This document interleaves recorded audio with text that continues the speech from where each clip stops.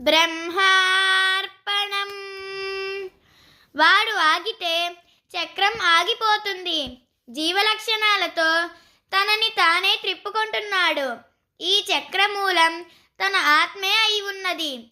మూలం తనలోనే ఉన్నదని బ్రహ్మజ్ఞానం వల్లే తెలుస్తుంది. బ్రహ్మస్థితిలో ఉన్న వారికి కదలిక లేనందువల్ల నిశ్చలత్వంతో కర్మలు చేయును.